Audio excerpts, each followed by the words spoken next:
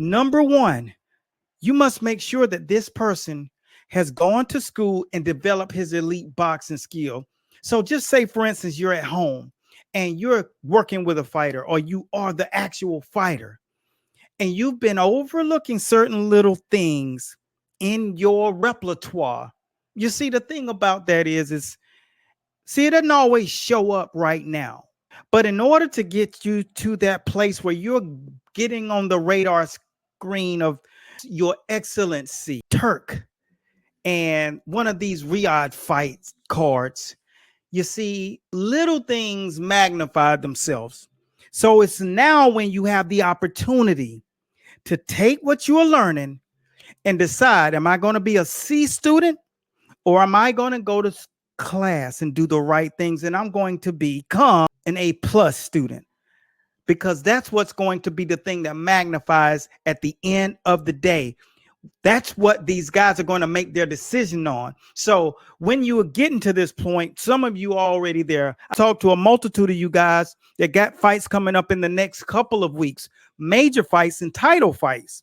And I'm talking directly to you. So when you're having this opportunity happen, here's what you got to remember. Number one, they're paying close attention if you're doing things that you should not be doing. And these guys are going to spend a shit ton of money on you. So in order to think about this, you think about the stock market. You don't invest in something that has a chance to falter. That's why companies like Amazon, $1 trillion companies today, Apple, $1 trillion companies today. See, those guys built their forte over decades. They didn't just come out of the sky and just start making multi-million-dollar deals. They built, working out of garages, getting experiences, losing and failing consistently just to understand what not to do. And that's exactly what these guys are watching for when they put on these kind of cards. So if you want the playbook of how to get yourself positioned and your fighter, or you as the fighter, to that level, this is the second thing that these guys are going to make sure that you have. See, they're in a room, just like a boardroom. They're sitting there, and it's just like someone speaking at the head of the table. And it's a seminar, but there's one speaker, and they're paying close attention to you because you're the person on the board. When it's your turn, they look around, and the checklist is like this.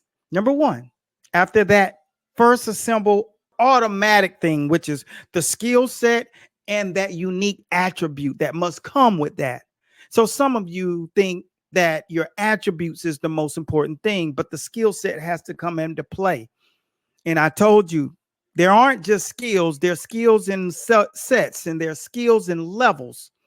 And there are 4 phases to those levels. And we'll get into that as we speak a little bit later on another show. But what we want you guys to be conscious of is, how do you get there?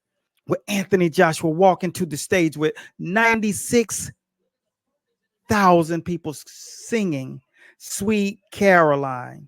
You see, the next thing that you're going to need is they're going to pay attention to how you've assembled your boxing team, the people who surround you and covet your existence, being the eyes on the side, being the eyes in front, and being the eyes in the back of you. And that person always will have someone that speaks up for them. And we call that person a sponsor. And what does a sponsor do? You see, a sponsor speaks in rooms that you're no longer allowed in. You don't have access to. You're not sitting in a room with your excellency. So someone has to speak on your behalf for you, to them, in a manner in which you have your stuff buttoned up, just like Apple, just like Samsung, just like all of the great companies that you note today. You hear what I'm saying?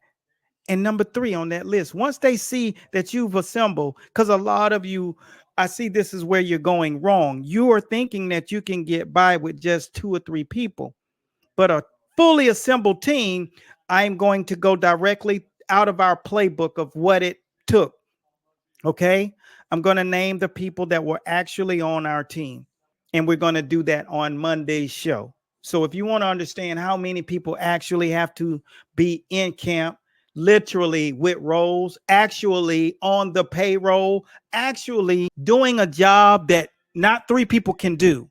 When three people are trying to do these jobs, they are missing a whole lot of things that those guys are looking for. So some of you think, I got to this place, why can't get on this main card unless I'm a substitute with a week notice or a 2-week notice? See, this is why, because when your name went on the chalkboard, see that board tells us a lot about you. It's a business. And how are you operating? Are you operating like a CEO? Or are you operating like a guy with just some good skills, but doesn't understand the conformity of building, which is a problem in the boardroom? So when you think about this, the next thing, once you check the boxes, now we take you to phase 3, and that's your market of building people rocking with you. Do you have that look? You see, Anthony Joshua was assembled based on his skill set, whether he had them all in place or not. He had an attribute that was absolutely stunning.